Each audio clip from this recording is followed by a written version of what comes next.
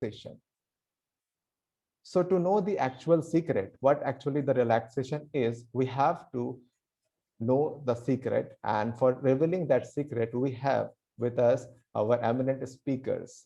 So I welcome our respected speakers of the day who will reveal the secret. I would like to welcome Yogacharya Gyanadeva sir and Yogacharya Deepika ma'am, who are the founder of Yoga Satsang Ashram, Wales, UK. And without taking much of the time, they are the most senior mentors of Gitananda Yoga tradition. So without saying much of the words, I would like to call upon Yogacharya Gyanadeva sir and Yogacharya Deepika ma'am to take upon the further session. Thank you, ma'am. Thank you, sir.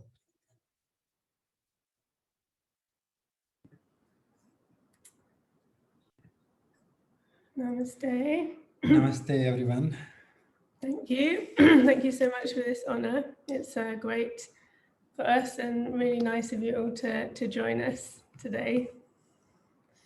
Yeah, it is a pleasure and the honor to be here. And thanks to Dr. Nanda and all his blessings and the guidance to create this another sort of lifetime event, really, to share these teachings. And I don't know, I still feel like I'm just a little baby in Gitananda tradition. So thanks for saying that. But I still like to feel I'm just a beginner, really. Then I kind of find it a bit, keep myself down to the earth. Yeah, we try to stay humble because it's so much. It's just feels impossible to learn everything in Gitananda Yoga because it's just like a universe and a galaxy and another galaxy. Yeah.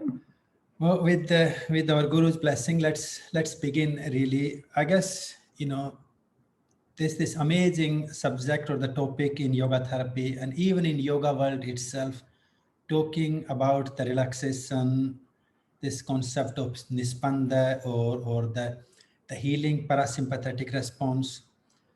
I have to really begin. Let me just bring my slides up.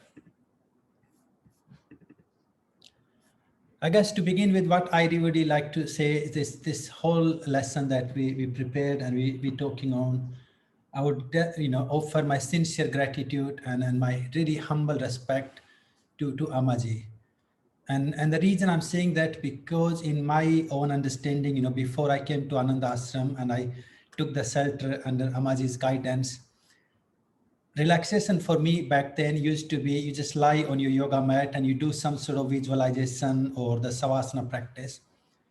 And coming to Gitananda Yoga, I really explored or realized that what we do on yoga mat is very little of what we need to learn to really understand this pure concept or the pure idea of a deep relaxation. And I really love this new term, in last couple of lessons, our Guru Dr. Nanda has used this swastha and then the sukha sthanam.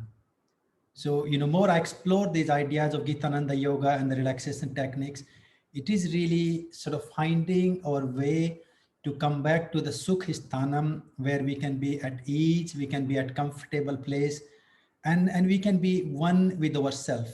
And I believe once you start to think like that, then, just a little bit of physical relaxation on your yoga mat is a very little of exploring these truly amazing sort of Gitananda yoga teachings. And most of the lesson we both have prepared to really give you all a little bit glimpse of these amazing teachings and these amazing ideas and the wisdom that we have explored or we sort of understood under Amaji's guidance. So I would say this is a very drop of all those amazing satsangs with Amaji of all these years that we have been under her blessing.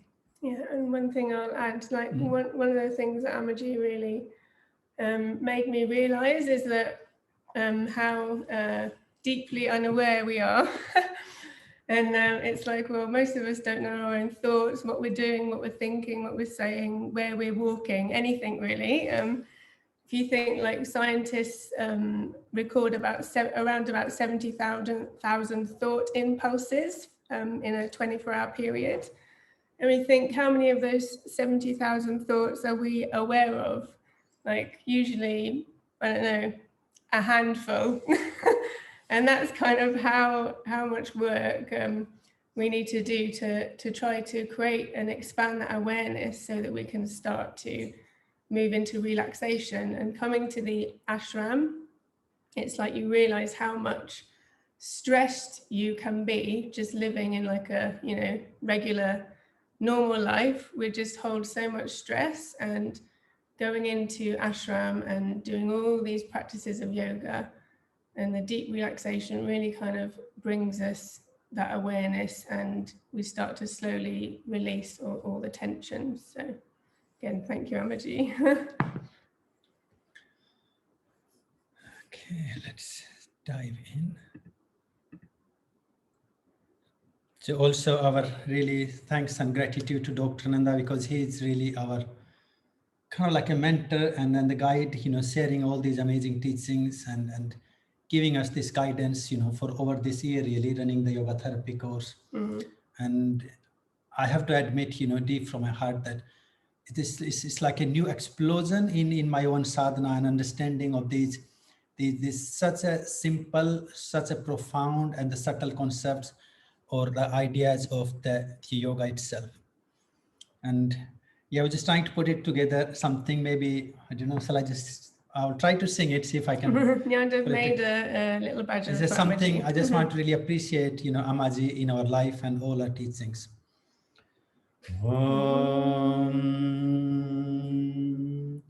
Om Guru Sev Guru Satchitananda. Om Guru Sev Guru Satchitananda. Yo Guru Adi Guru Gitananda. Yo Guru Adi Guru Gitananda. Yo Guru Siddha Guru Ammaji. Yo Guru Siddha Guru Ammaji. Ammaji Ananda Guru Satchitananda. Ammaji Ananda Guru Satchitananda. Satchitananda Guru Satchitananda. Satchitananda Guru Satchitananda. Om.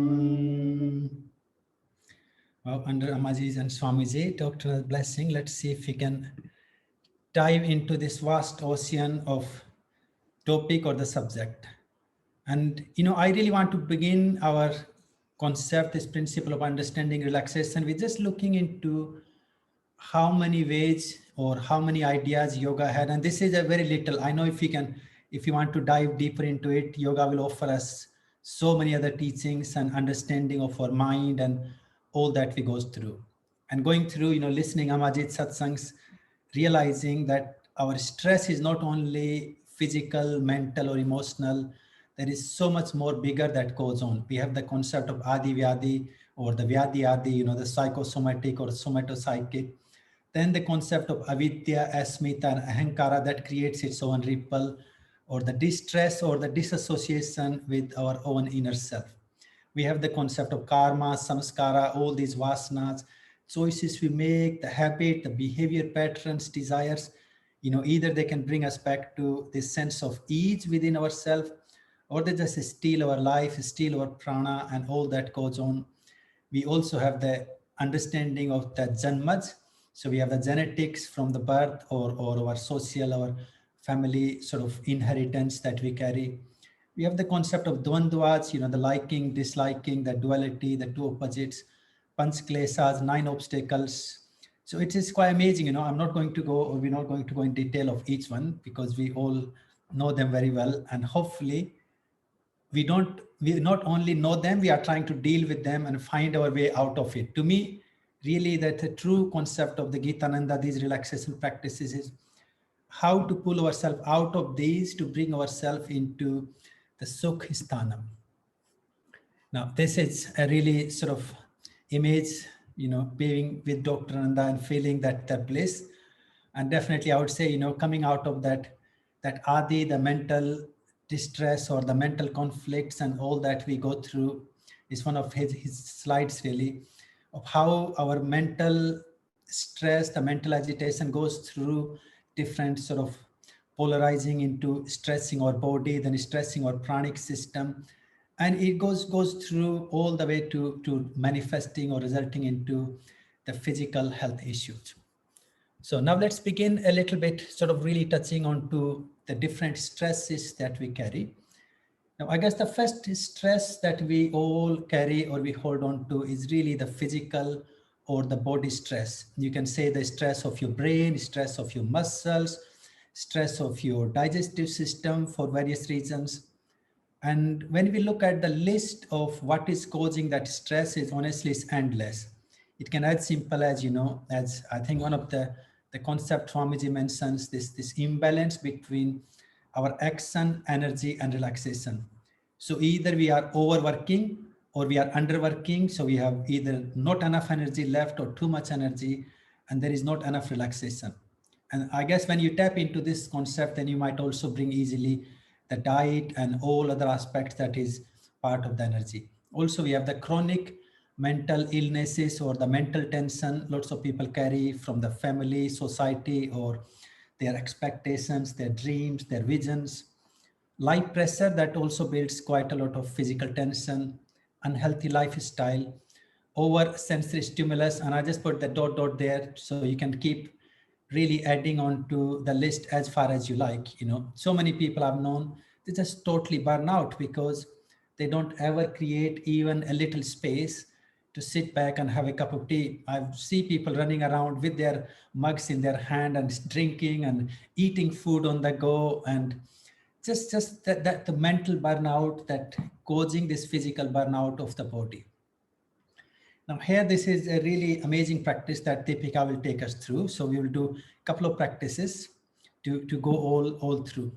So this idea or this concept of the spanda nispanda in our Gitananda tradition, that is really one of the most profound principle or the concept of the Hatha and the Tantra we had. And I would say if the one thing that is truly missing in the modern yoga, this concept of spanda nispanda. People are like already so overburdened or overburdened with the life, and on top of that, they want to add more circus, more vigorous practices, and there is no space. So to me, landing into the ashram and understanding the idea that what you do is a very little part of your life, your exercise, your Hatha yoga practice, and what happens when you go away from it into relaxation, enhancing or empowering our parasympathetic, the healing or the relaxation response. So there is a great practice that hopefully Deepika will take us through. Yeah, and also just to add, it's like we're just trying to slow down our life. And it's kind of, again, one of the key things that was revealed to me in ashram living. It's just like slowing everything down so we increase that awareness, and then we can see what we need to work on. So yeah, this spanda and nispanda. Now, obviously, in our Gitananda tradition, we like to take lots of time in all our practices, but especially relaxation. But here we obviously have a time limit, and I don't think you'd appreciate now Shavasana for the rest of the session. So I'm just doing like trailer of the movie type thing.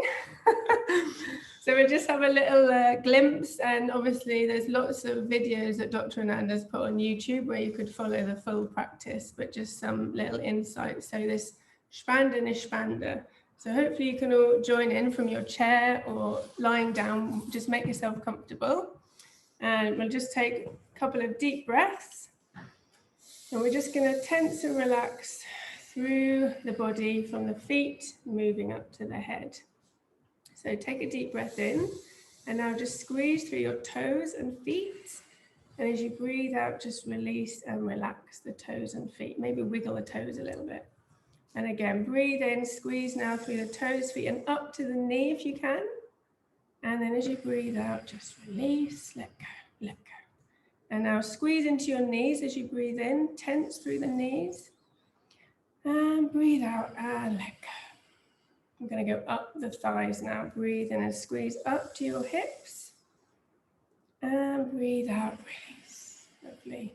Up through the back and chest. See if you can create some tension there on your in-breath. And breathe out, release. Shoulders and arms. Let's breathe in and just squeeze through arms, hands, shoulders. And let go. Lovely.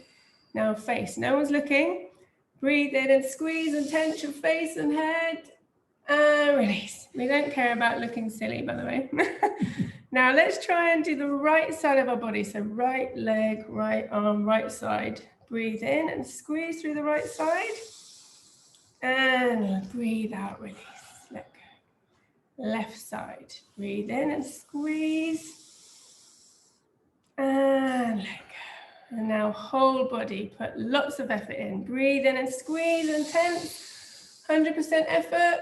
And release. 100% relaxation. Completely let go. And just take a few breaths and just observe inside the body. So again, a very important concept. Our Gitananda tradition, we don't push, push, push and no relax. It's push, then relax. And it should be an equal balance there of our tension, relaxation. So another nice deep breath.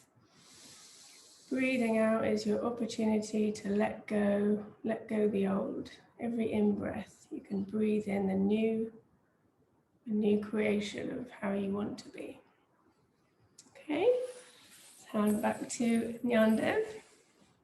It's great, thank you. Hope you're all feeling a little refreshed. It's quite a really, I think for me, if I need to charge my battery up and just detox my, especially the mind and the body, it's a quick sort of cleansing and the awakening or the charging up process of the practice.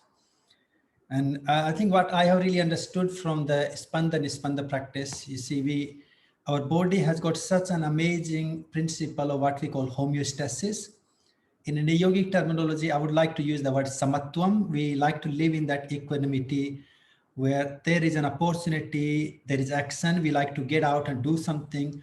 And then once you perform that, you also naturally should have that need to come back to the state of ease or state of that comfort from within. If we are living in the chronic stress, tension, the burden of the life, either physical, mental, or emotional, or what our body does, then it gradually blocks out this relaxation response, and it just like to feel comfortable at that level. And it's something, you know, in our yoga therapy lesson last time, Dr. Nanda was mentioning that how many people walking around with so many injuries and pain and sort of discomfort. And then suddenly you do a little bit of jatis with them shaking around and whooshing away and a bit of tension, nispanda. And after a good hour session, they're like, oh my God, I can feel my shoulders are aching, my back is aching. And it's almost like something so simple has given them pain. But it's not the practice has given us pain. It's practice made our brain to awake its own peripheral or the neuromuscular memory. So I believe, you know, this Spanda Nispanda relaxation is such an amazing way to reactivate not just the relaxation response, even developing that body awareness or the brain muscle or the brain cell communication. Let's come back to our lesson again, if you all like. So I guess as we talking about the physical stress or the physical tension, physical discomfort, then to me, you know, one of the truly amazing and the subtlest of the principle, you know, now and then I'd like to think in a very quantum and our neuroscience way of this amazing concept of Nara, where Swamiji talks about the Panchkosa misalignment, or when our 5 bodies, your physical body, your energy body, your mind body, your wisdom, and the bliss body, when these body get slightly misaligned and they're not tuned or attuned with it. And I kind of, you know, looking at one of the Dr. Nanda's session last night on YouTube, you know, in this misalignment, then we can also actually bring up so many other things that are affecting it, you know, misalignment of our nadis, or maybe the Ida or the Pingla, one is overactive, one is underactive. We can also look at the disharmony or the underactivation, overactivation of the chakras, even the Panchamahabhuta, you know, some of these amazing sort of principles to me collectively will fall under this subtlest of the idea. And more I think about it, you know, really our physical body and our anatomical or the cellular body is in such an amazing continuous flow through between the cosmos and the individual, you know, Atpinde, Tat Brahmande, Brahmande, Atpinde. So we, the Brahmand, the universe becomes us, and then we becoming the universe. So there is this communion that is happening between the individual and the cosmic body. And for any reason, if this free flow, this free communication, I understand in my understanding, when that communication is disrupted for either or physical, mental, emotional, or the spiritual regions or spiritual blockages, then these two energies are misaligned. And I guess for me, if I really want to put it in my simple words, think of you are eating food, but your system is not digesting it. So it doesn't matter how amazing food somebody has given you, if you're not really digesting it and taking the nutrients, it's just basically no worth of the food eating. So to me, if you think that way, then this energy alignment of the Panch Kosas we really understand is the universe is giving us the continuous food of the bliss, the energy, the prana, whatever term you want to use there. We're just not being able to digest or take our share that we like to take in it. Okay, so in this one, the couple of the sort of our typical concepts of Gitananda tradition worth to think or contemplate about it. Obviously, we're not going to go in each one of them, but the Panch Kosa alignment, sort of thinking of them. Then we have the Nadi imbalance sort of between the Ida, Pingala, Susumna. Our chakras also play quite a big role. Then the Panchabhut, the Asuddhi, when our earth, the water, the air, especially, the water seems to be, the Jala is so misaligned.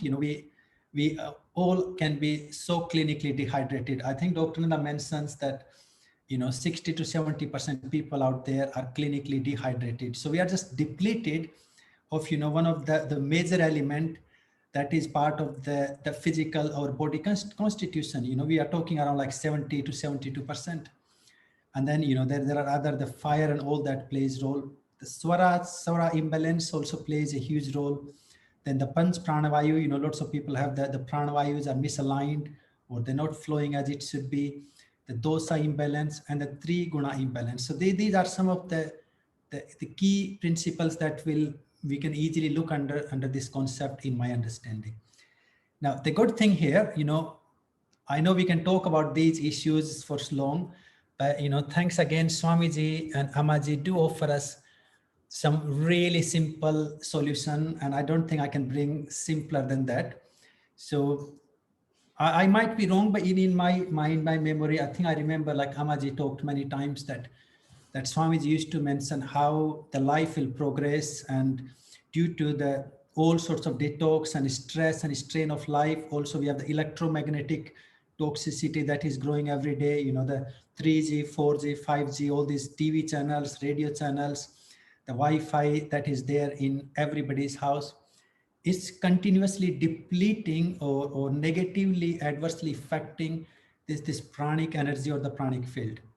And I understood, and this is something I experienced, that if we can do the Savitri rhythm pranayama every day, and I can tell you all, since I've been to ashram, there is one practice that I have never missed, regardless of where I am. Even if I'm traveling across the world on the flight, I will still do my Savitri rhythm pranayama. If life turns upside down, I will still follow my Savitri rhythm pranayama, and it does really pull you back into your body.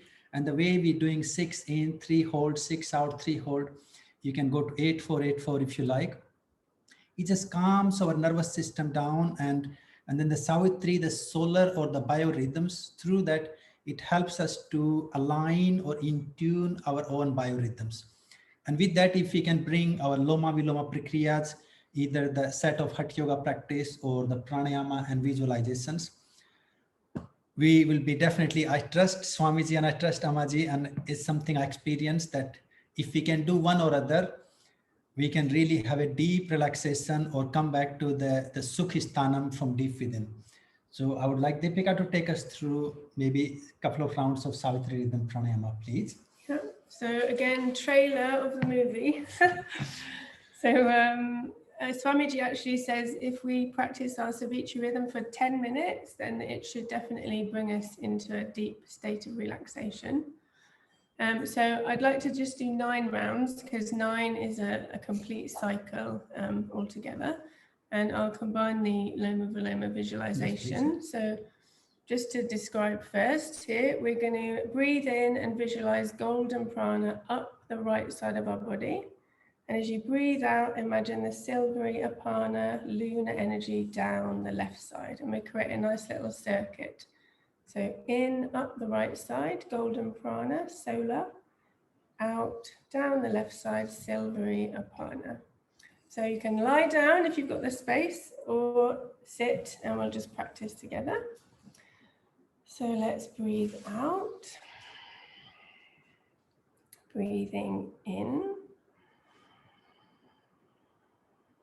Hold, 2, 3, out, 2, 3, 4, 5, 6. Hold, 2, 3.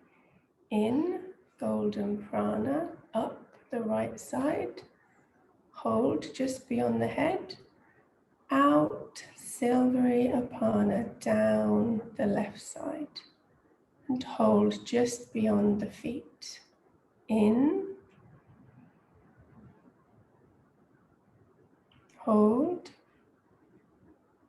Out.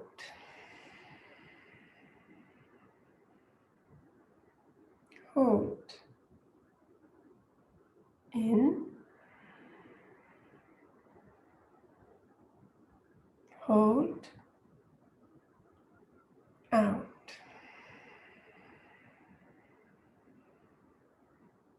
Hold. In, golden prana up your right side. Hold. Out, silvery apana down the left side. Hold. In. Hold. Out.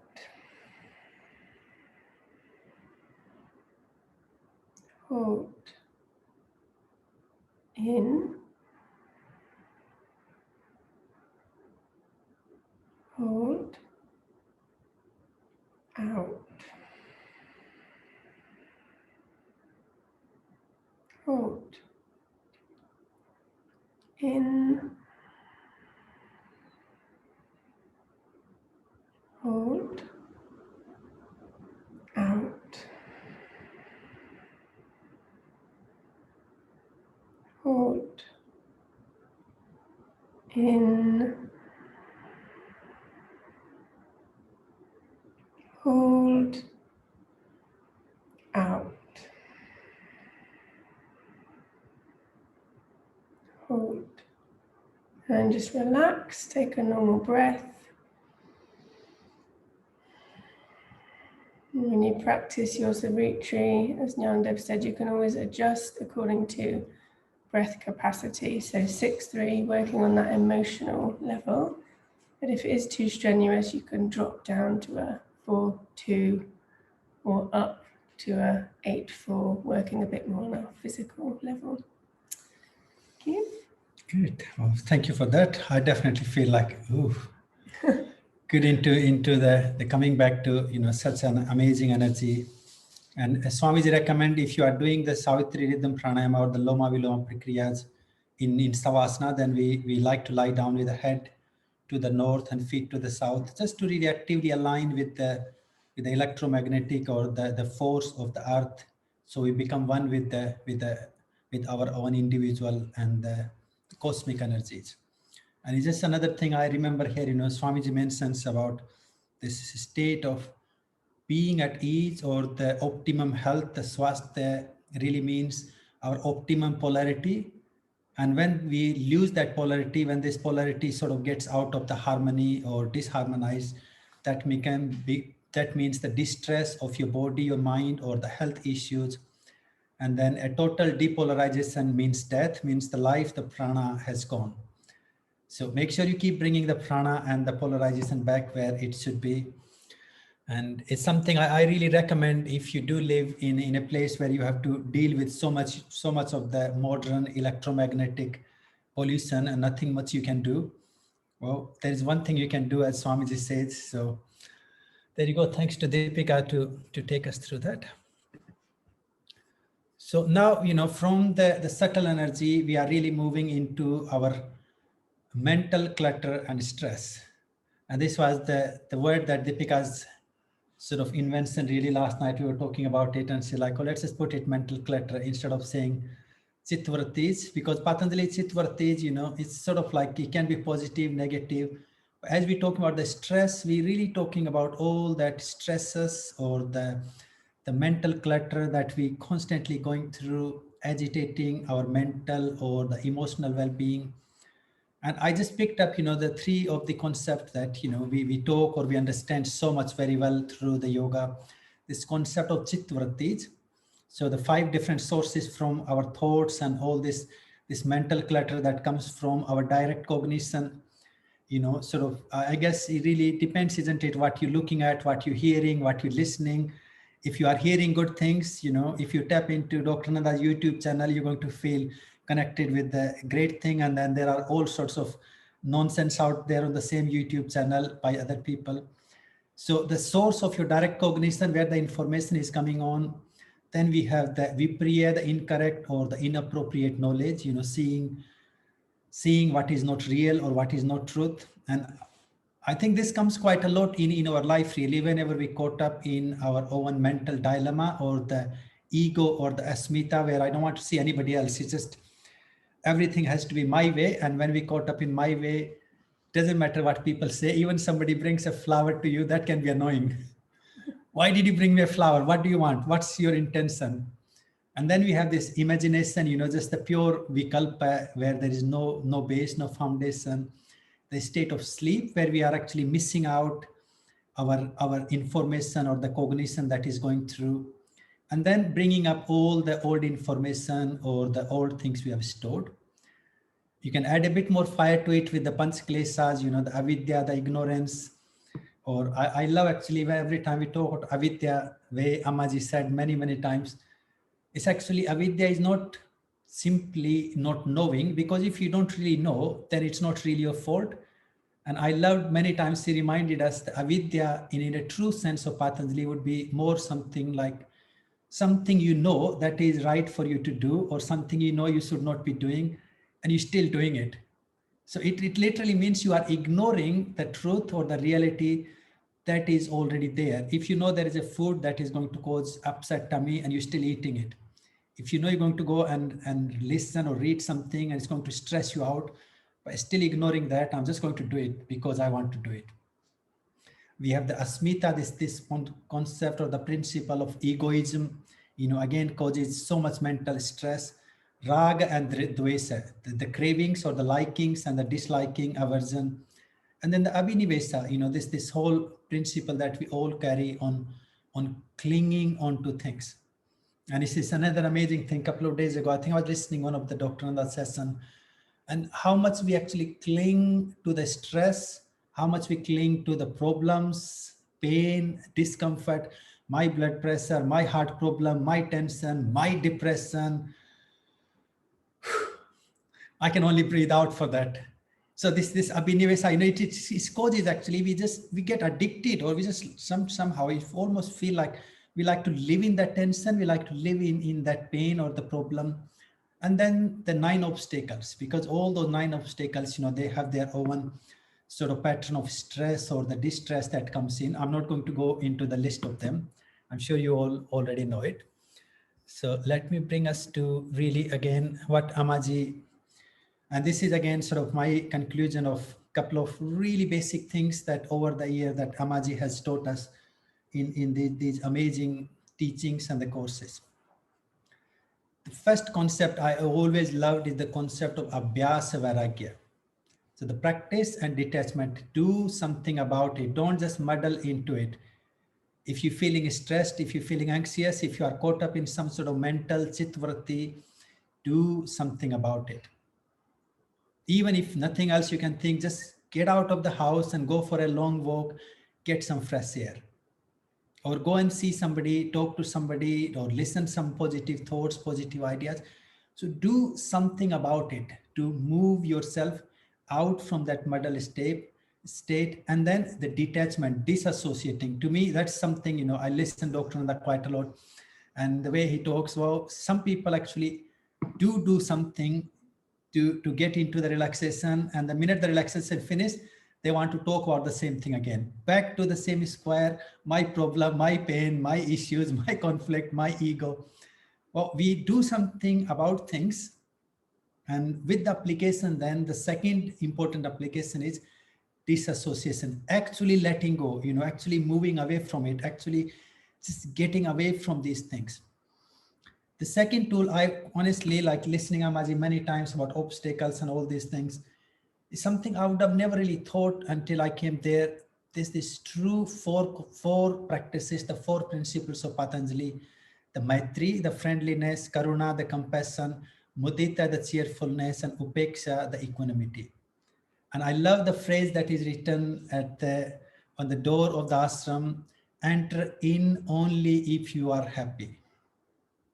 And it's just a truly practice. So to me, when I think of that, that is actually the summary of these four practices. Every time you're going in to connect with yourself, make sure you are creating that intention. And I think a couple of days ago, I was listening another one of Dr. Nanda. He said, even if you are pretending and pretend smiling, that's healthier than being seriously miserable. So even if you have to create a drama, and in Indian language, we call it notanki. Even if you have to do the notanki to be happy and be smileful and cheer yourself up, I would say, do it. And then the concept of Maitri, this friendliness, this is connectedness with ourselves. And even I find it, so easy to actually forgive and move away from the life events where somebody else is involved in it. How many times we forgive and come at ease within ourselves. So many of us, we love beating ourselves up. We love being harsh on ourselves, torture constant. So this is a truly concept of be friend, be kind, compassionate, try to always be cheerful and live in the equanimity. The concept of yamas and niyamas, I'm quite happy to say, before that, it used to be more like you listening or learning a philosophical principle and you remember it to pass your exam. But over the years, listening Amaji again and again, honestly, I realized that these are to me the true virtuous practices, virtuous living. If you ever feel you want to come at the mental sukhistanam, mana sukhistanam, if you want to come at that ease deep within your mind, your mind self, there is no any other way than following the yamas and niyamas, the appropriate living, the virtuous living the right life with the right mindset, right attitude, in the right situation, the right place. And then my favorite mantra from ashram, from Swamiji, Dr. Nandan Amaji, always reminding ourselves, do your best and leave the rest. And make sure it is your 100% best. You are doing your best. Then only you're allowed to go, okay, I did my best.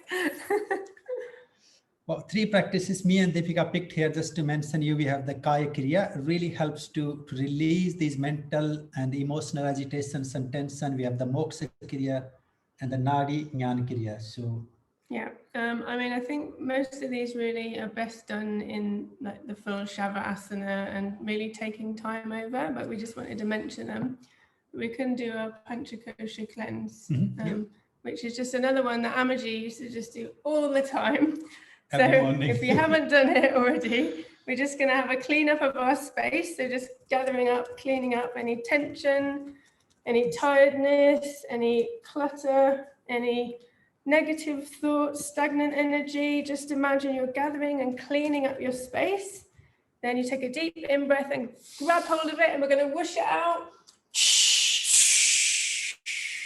And we're going to do another round. Let's everyone try to join in. Let's see those hands moving. Clean, cleanse. Put your effort into it. Lovely. Deep breath in. Let's catch hold and whoosh out. And just feel that freedom, release, let go. Deep breath. Always just taking a moment to reflect inside the body. And then gradually you train yourself to realize all these freeing, opening, releasing techniques. You can keep using them. Okay, that was great. Thank you very much. Distressing everyone, hopefully feeling a bit of clarity of our mental clutter. Well, I think to me, this is actually quite interesting one really, as you know, sort of this is my recent addition to look at the another distress that we goes to our system, our body, mind and spirit. This is the stress that we carry with our buddhi, our intelligence. Now, the intelligence can be understood as our mundane intelligence, all the things we know, things we learned, and then the adhyatmic or the spiritual stress or the spiritual stressors. This is quite a lot of them that we carry with ourselves really. You know, I've seen there is so many people can easily be caught up into this ego of the intelligence that everything I know is always right, everything else everybody knows is always wrong, the my way, and there is no any other way.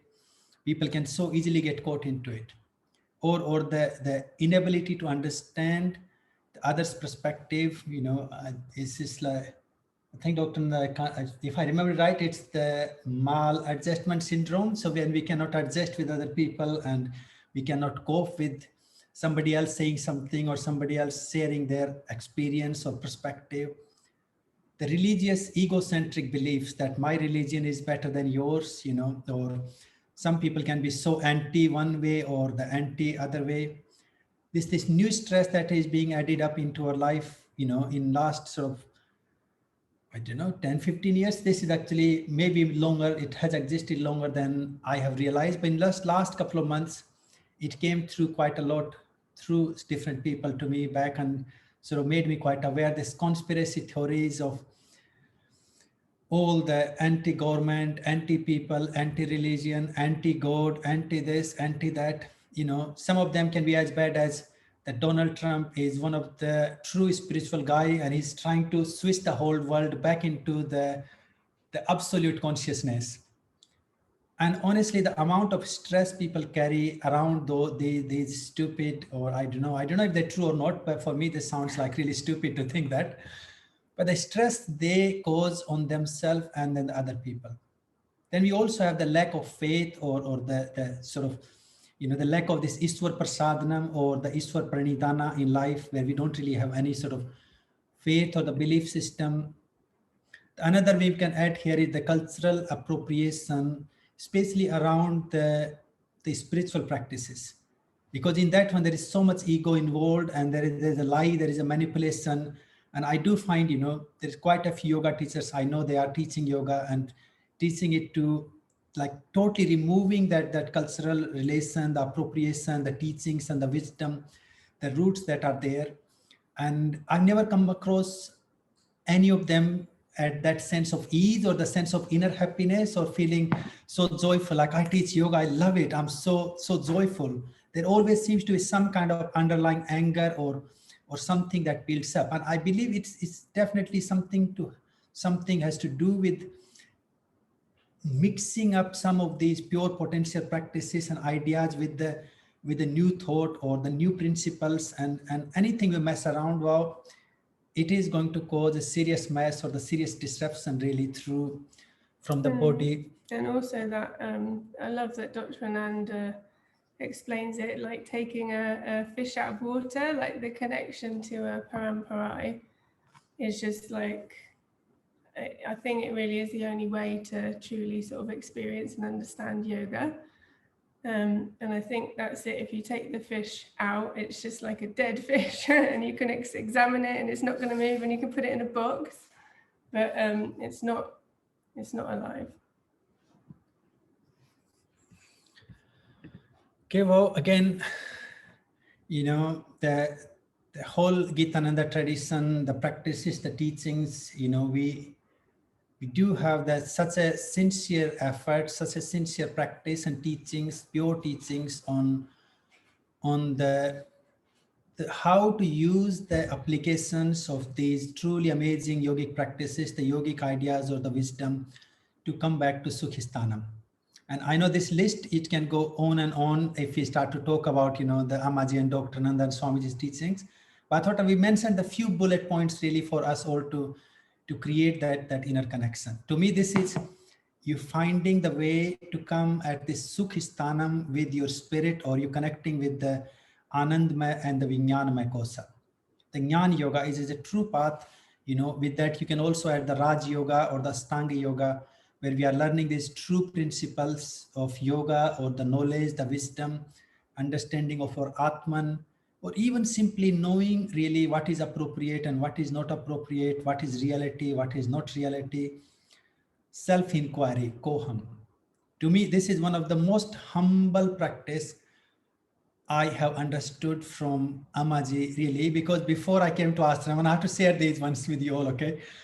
See, I used to, because in the Upanishadic scripture, there is a practice, koham, and then soham, and noham. It's easy to jump into the conclusion, is it? Like thinking, okay, yoga teaches, who am I? I am the divine, auspicious Shiva spirit. But once you start to listen the true teachings, some of the Amaji satsang on this, I realized, well, how much crap in there. And to get to actually connect with the Soham, you have to walk through each step. So to come at the Sukhistanam, think of all these thorns that we are stuck in our body from feet to toes. You have to pick each one of them. And this is what the self-inquiry is, knowing our own self, from the body, mind, all our associations, our ego, intelligence, skills, and then through that we can refine ourselves to actually connect with the divine self. Truly amazing concept of four-fold awareness from Swamiji, and I should have added here five-fold awareness from Amaji. This truly amazing concept, because another way to go through our own realization of who am I. And in that process, hopefully we can use the concept, the principle of Swadhyaya to change or to make the changes that we need to do to come at that appropriate or the swasth being or the sukhi, the sukh anandam, so you can access to that. The concept of Iswar Prasadana is another one, in Yoga Sutras, we look at it as a Iswar Pranidhana, surrendering to the divine. I guess for me, learning the whole new idea of the practice as a Iswar Prasadanam, seeing our life events and each and everything we do from this divine eye, the divine perspective. Your life is a truly divine blessing. If you are trying to live it consciously, mindfully, obviously, if we not, then we know what happens, we're just messing up this divine blessing or the divine opportunity. The concept of niskam karma, doing our actions, fulfilling our duties and all of that without seeking for the fruit. So it's just like, looking at a bigger perspective of life and life events. And I think like around here now in UK, we have got this whole new social prescription. Even the doctors or the health people, health professionals recommend like, oh, go and work in a charity shop or do some service. There is a community group. So actually going out and doing something selflessly without the reason or the fruit or the desire, it helps people to create really this healthy connection with the cosmic or the wisdom and the blissful body. And then the couple of last ones worth to mention, the Shraddha, the faith. You got to really develop this amazing principle of having faith in yourself, faith in the teachings, the guru, the practices or the tools somebody is giving you. Someone can tell you like, okay, I'm going to teach you to relax, lie down straight and breathe in and breathe out. If you not really be even comfortable, you don't have the trust in the person who is teaching you, who is guiding you, you're going to wake up feeling more stressed or more anxious. The faith in yourself, the faith in the divine or the wisdom. Kartagyata, this concept, the principle of gratitude. I would definitely say this is one of the key to come back to the comfort, because to express the gratitude or to develop this humble expression of kartagyata is a way to recognize, because we're not even recognizing things, what we have been given, what we have been blessed. We're just living like, oh, I'm just doing a favor to everybody because somebody invited me to do this, or somebody has given me food and I'm eating it and I'm doing a favor to that person. I even heard from people, oh, I will let you be blessed and bless you with eating your food or taking something, you're giving them. So this gratitude really comes from deep within, when you can see what you're receiving. And you know, when we can see what we're receiving, it does bring us to that inner calmness, inner peace. Do you feel, I'm so lucky? And you know, if you, to me, if nothing works for you, worth to find a way to develop this attitude of feeling lucky or feeling blessed. And then the sadhana, following the spiritual path. The mantra chanting and the Guru Seva are the another one. And I'll stop here, I guess, if you have anything to add or share. I think that's... Otherwise, I think we've taken enough time, I believe. Yeah, is that the end of our slide? Yeah. So we just got, yeah, come on. Yeah, just obviously there's just kind of keys to unpick and open, and as we said before, there's like a wealth of knowledge there with the in the tradition, with Dr. Ananda, the courses there.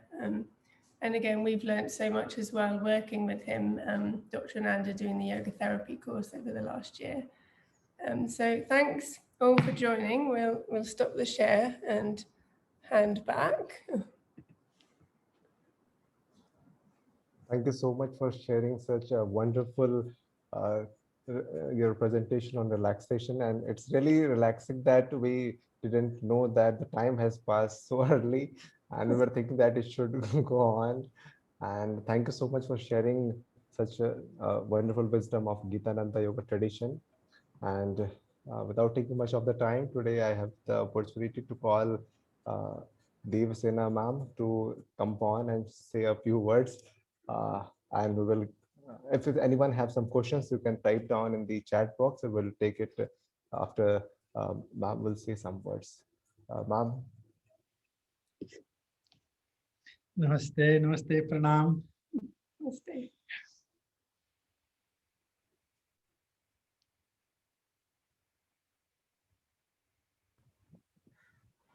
Namaste, everyone. This is a wonderful section. We know it's going to be a wonderful section. There's no doubt. And of course, our Gitananda Parambara teaches all or everyone, each and everyone, the speciality in them. And of course, our Deepika Jnanadev, it's a very good couple and doing very well in all their activities. And I mean, having the ashram and doing, that's not easy thing. Building the new thing, whatever we have already, that even to maintain that, to take that, it's very difficult. So on top, they are building the new one and going on that. So it's very great thing what they are doing. And the yoga courses, they are giving different courses. And Deepika used to sing nicely. So they, I hope they have the bhajan section also going on. I always used to think when Deepika sings, oh, very easily she catch the songs and sing very nicely. And of course, Jnanadev, I heard that he makes very tasty food, and also people are going to enjoy in the ashram. Ammaji says if you like to eat and if you like to sing, then you can easily enjoy. I mean, be in the ashram very easily. You can manage, because it's very intensive course when they are here in the ashram for 6 months. Even though they are preparing with Ammaji nearly 1 year, and but still they have like a basic thing only. So all the like other higher cleansing, higher pranayamas, everything they're facing here. On top, they're with the new, most of them with the new culture, new place, new language, everything is new. Not only the atmosphere, everything is new. So when they're coming, like they are really facing each other every day, morning to, from Brahma Muhurta to night, going to the bed, they will be facing, I mean, each other quite often. They're just next to each other. It's very intensive. So like to have the people and taking care of them, and plus they have to go with the 3 murtis. They have 3 boys also. It's nice actually, like a 3 murtis they have. So it's not easy thing they are doing. And I heard new book also going on Jnanadev and the Panchamahabhut. I was looking when doctors checking that. So congratulations for all your activities and doing very well, going very well with Ammaji and Swamiji's blessing. You will do very better always. And so please ask your three murtis to ask Anandraj the taekwondo class also, so that he have the touch to start teaching, because he was doing for last lockdown. Then after that, we thought he will be going to continuously giving like class like that for every week for some of them. But then he just stopped totally that idea. Then he is not doing. So then I heard that he is doing with your 3 boys, 3 sons.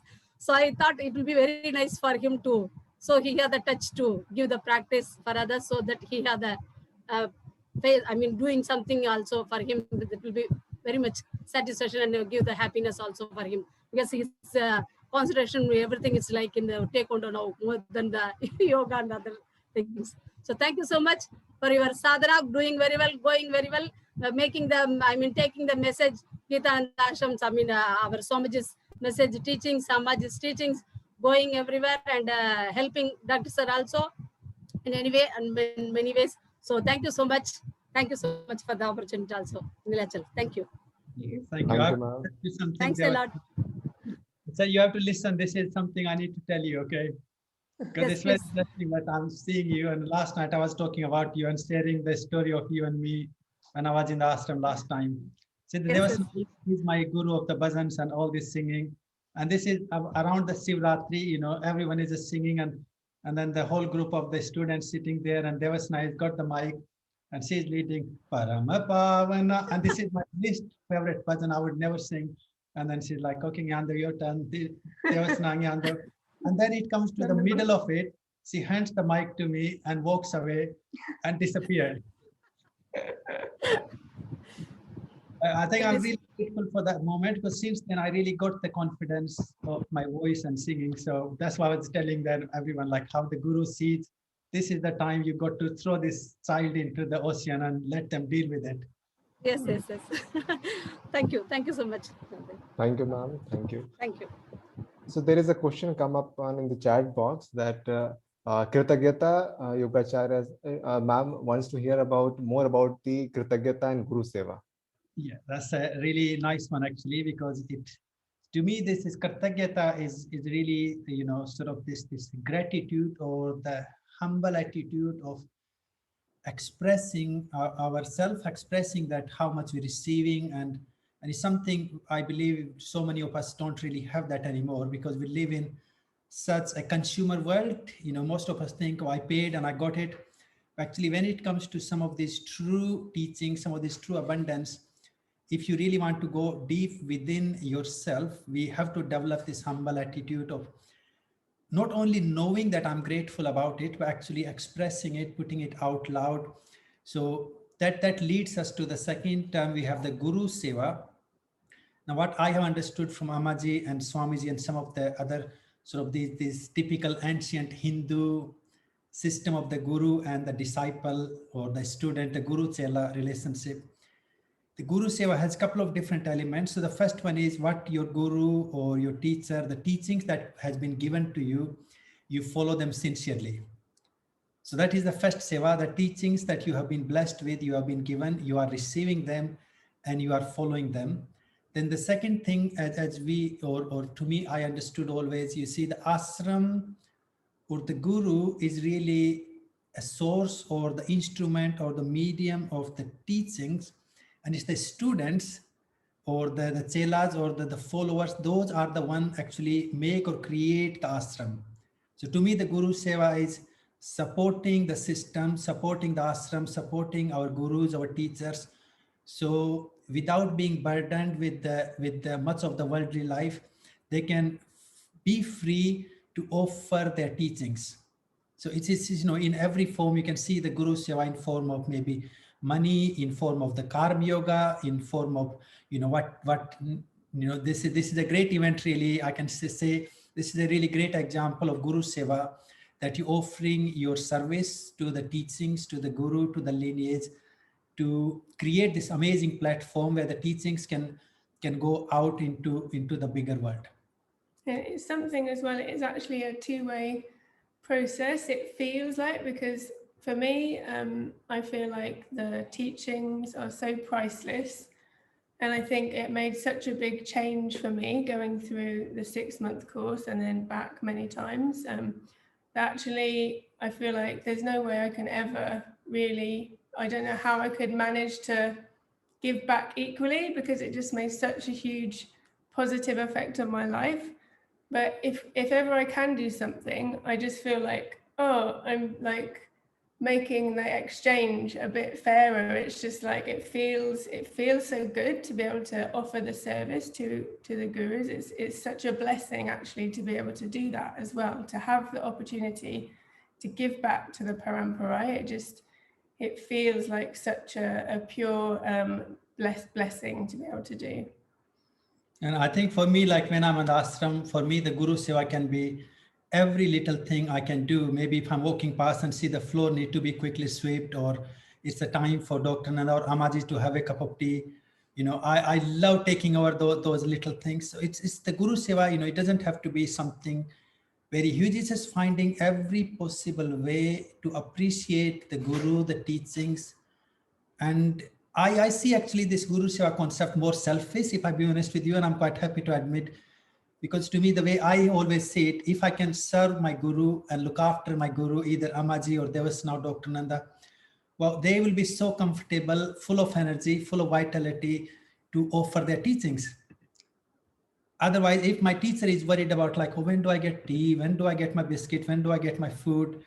Well, their energy is being dispersed. So you can see the totally different perspective around the Guru Seva, that you are doing everything to facilitate yourself for the Guru to just come and teach. Basically, there is nothing else to be thought about. So it's truly one of the amazing concept, and it helps to also, you know, bring our ego down and help to develop that mental clarity and really taking the blessing. The gratitude, as Ananda said, gratitude is the highest attitude. Yeah. Thank you, sir, for explaining those words. And there is a question regarding the Lom Vilom Pranayama, and sir has shared the link, and you can follow that link, and it will be more clear because it is explained in more detail. And it is like in the pranayama session also, we learned that each pranayama will take almost a long detailing of the whole process. So this is just glimpses of all the practices. So you can follow the link that is shared in the chat box. And now I'd like to call upon Dr. Ananda sir to say a few words. Respected sir.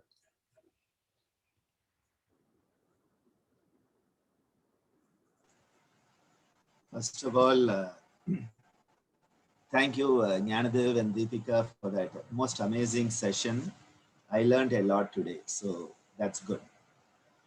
You know, the way you have brought in multiple levels of the stressor that is making us a piecemeal mess. We are a piecemeal mess because of all the stresses at so many levels.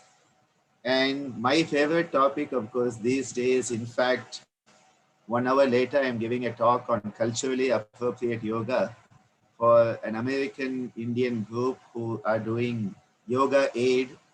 And I'm pleased that I find my name next to Deepak Chopra. So that's the first time I find my name next to him. So it was quite funny actually to say that. And you brought a beautiful point there. When people are practicing culturally inappropriate yoga and misappropriating it, they cannot be at ease with themselves. And I think this is a very valid point you brought in. So thank you for opening my mind to that, because when you know that you are using something, or rather misusing it, even if you are trying to justify it, you're not going to be at ease with yourself. It is like, you know, when we find a $10 note on the road and we put it in our pocket, even if nobody has seen us, even if nobody else knows, we are not at ease with ourselves because we know that money did not belong to us. And I think it is very important to realize that many of these conscience pricking moments lead to a lot of stress, even if we sort of push it out of the way. So thank you for bringing in those concepts. And I loved your version for Ammaji at the beginning. You should record and send it. I'll play it for her. She will enjoy it. And the other concept which came out here very beautifully, which I would like to point out, is the way a beautiful husband-wife team can work to share the teachings together. Now, it's not always easy, okay? It's never going to be easy, because I have seen Ammaji and Swamiji work together, and it was never easy. It was never, all that Sukhasthanam and all that beauty and butterflies and roses. It's not going to be that, okay? So I know that. But at the same time, the fact that through the sharing of the yoga, jnana and vijnana, that you are able to come together in the same space for the same purpose, and your hearts can work together. I think this is the gift of yoga, when people come together in yoga as families. So it's beautiful to see that. And this is something that the Gitananda tradition places great importance. It is not yoga out of context. It is not yoga in the cave. It's yoga wherever you are. Because wherever you are, every breath is an opportunity for yoga to manifest. And I loved your point on Guru Seva, because Guru Seva is another relaxation technique. Because when you enable the Guru to be relaxed, the teachings will be seamlessly, they will flow. So as you said, there's a bit of selfishness in it in another way. Because if the Guru has to think, oh, I have to go and boil my coffee, and I have to sit down and get my computer working, which is something more and more I'm starting to think about. The other day I told a couple of my students, I said, I just wish, somebody would take everything, I just have to teach. That would be for me the best place to be. Just teach, share and teach, that's all. Because when you have to think about, okay, what's for breakfast today? What do we have to buy for today? And who's coming to the ashram this week? And which lessons are being done? What happens is you feel your energy is being dissipated. But then Swamiji has said that's also part of your yoga life. That's also part of you working out all that which you need to work out. So you cannot escape it. The importance of relaxation. Without relaxation, there cannot be healing.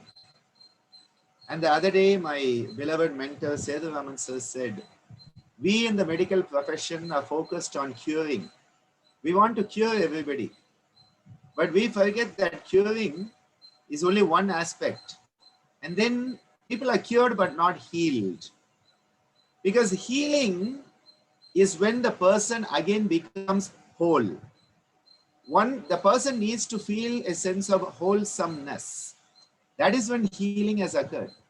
Curing is just you have removed the tumor, you have given an antibiotic for the infection, but have you enabled the person to heal? And if healing is to occur, we need to have relaxation. And the innumerable relaxation techniques of this tradition, the Jnana Yoga Kriyas, the Jnana Yoga Prakriyas, I've shared a link in the chat box explaining the background, how these work. They work right down at your subcellular level, ionic levels, cation, anion level. That's where they are working. They are working down at your electron, proton levels and creating a sense of balance. Because the state of balance is where relaxation ultimately is. I would just like to address a question which I think Ingan has asked. What is the distinction between adjusting to the context and cultural misappropriation? Adjusting to the context, for me, is a valid aspect of taking a teaching when you need to share it with people in a way that they can understand it. So I feel that putting something in context is always good. But at the same time, you cannot say that's what it is. So I think my issue is people trying to explain. I'll give a simple example. You want to teach Natarajasana, my favorite topic of discussion these days. Natarajasana you want to teach. So if you go into the class and you say, we are all going to do Natarajasana, they're like, what's that? So what do? You say, okay, fine. Nataraja is the concept of the dancing Shiva, and it is this auspiciousness. But just so that you understand what it is, let us consider dance is dynamic motion. Dynamic motion, which is transformation. And the only constant is change and transformation. So this is a process, an asana, where we are trying to attune ourselves to the transformational energies of the universe. So now, even if you are not using the word Nataraja, you have kept the concept of Nataraja alive through your explanation. But if we say this is the dancer pose and we stop there, what has happened is it has been taken out of context. And so the dancer pose, the person never gets the idea of transformation. They never get the idea of the dance of the subatomic particles, the quantum physics that is brought out with Nataraja. So I think what we need to do is keep the essence and translate the essence into terminology the people will understand, so that the essence is kept alive. And this is why whether people call me Dr. Ananda, or my son calls me Appa, or somebody calls me doctor, or my kids call me Dr. Sir at Yoganjali, or somebody says Bala, or nowadays everybody loves this Guruji, which sounds very funny to me, but anyway, it is your love. So when you're calling me that, I am the same Ananda. The essence is the same. It is being perceived and expressed by different people according to their context of understanding. But if now somebody starts to call me a dirty dog, now that is definitely misappropriation. If somebody says, you swine, I'm sorry for swearing, but I really want to go to the extremes. If somebody goes to that and they say, oh, you quack, then definitely it is misappropriation and it is insulting, because you have taken the essence away and you have put it into a totally divergent mode. So I think this is a conversation I'm enjoying. I'm enjoying this conversation because I believe that we need to find common ground. And gratitude is the highest attitude.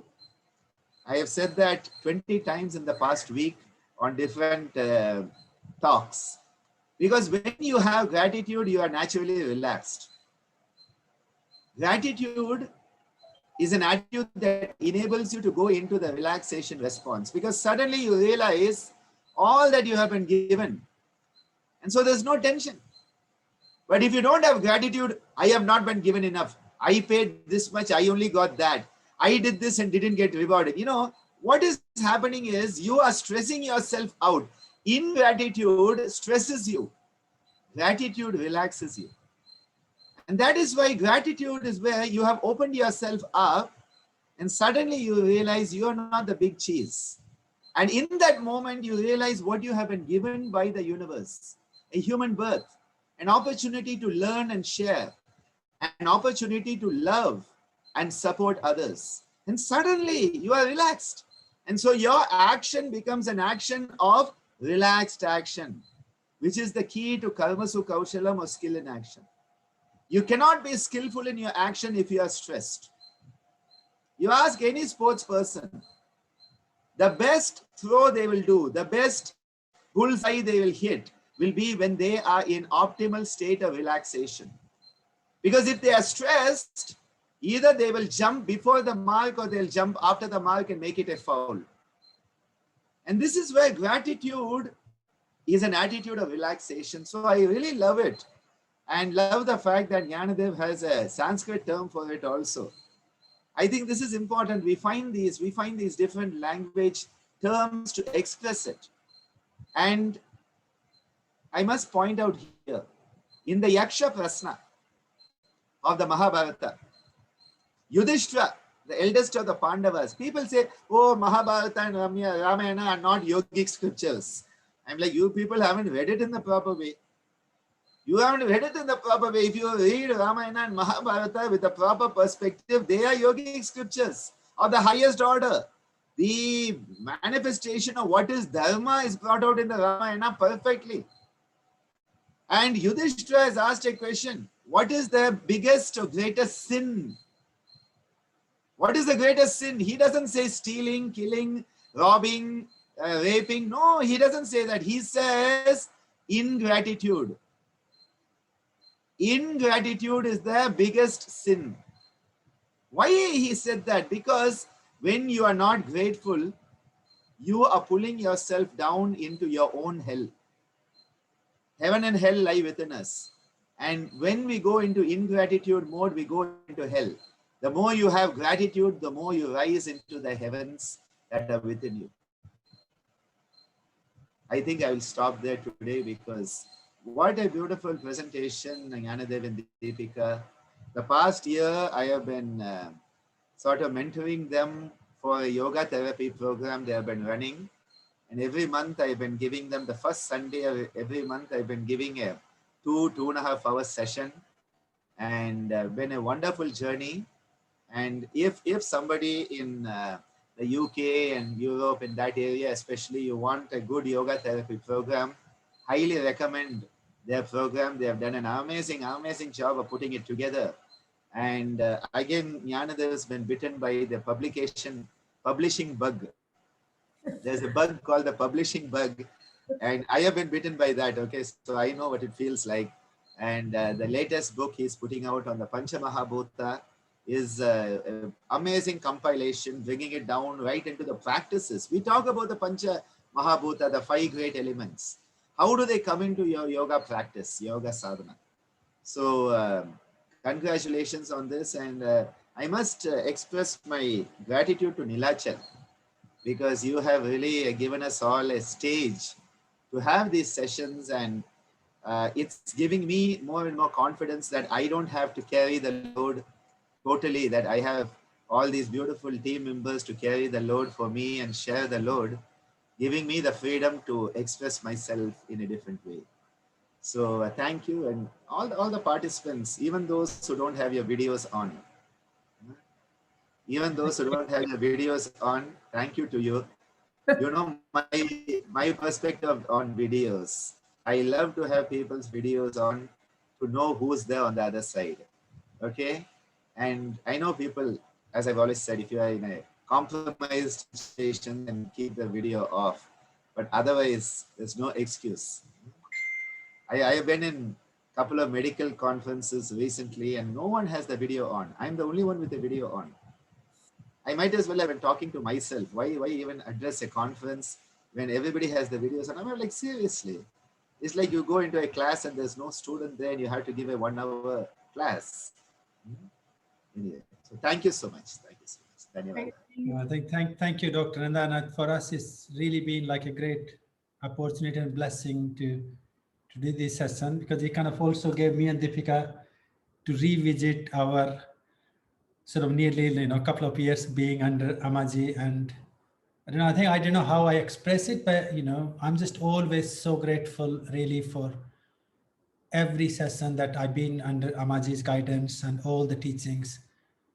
And I don't think I would have been a teacher or the person I am without all the teachings she has given. And then on the second part of my journey, really, I'm grateful for your mentorship, that taking it to the next direction, because I think with Amaji, I was more into the holistic, the mysticism, and I enjoyed that side. But actually coming under you now, also I'm tapping into the science and the sort of understanding the application for everybody. So really grateful for everything. Yeah, everything with your blessings, or thanks to your blessings.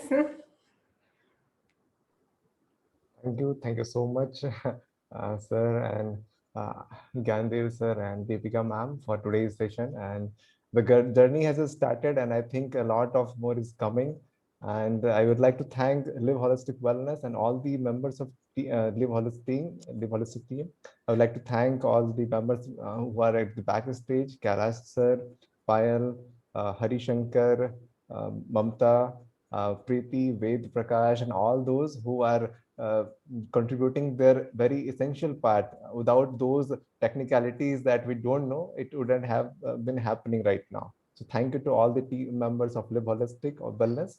And there were some questions regarding the links that are being shared in the chat box and the questions that have been asked. So we are sharing the links and all the references that sir has shared, and we are also compiling all the references. And if you're not getting the links through your mail, you can just write in the feedback form, and we will share you instantly. And for tomorrow, and regarding all these sessions, if you are not able to, if you have not attended the other sessions, you can visit to the YouTube link of the Live Holistic Wellness, and there you can find all the videos from the day one, from where we started until now. And we can also visit the website there, and you can explore more of the contents. And apart from that,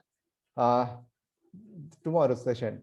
So tomorrow there will be a holiday, as if you can say that, for this a long day of journey, and we have been given so much of input, and we need to just digest it. So there will be no session tomorrow, and it will be, the next session will be on Monday, and that will be a very important session of Dr. Balaji sir, and he will be taking the session on yoga therapy, the curative, preventive, and supportive aspects of yoga.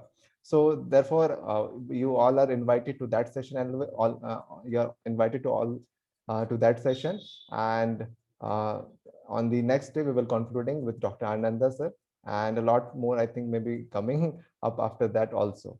So we will be concluding here with the Shanti part. So all join your palms, hands together.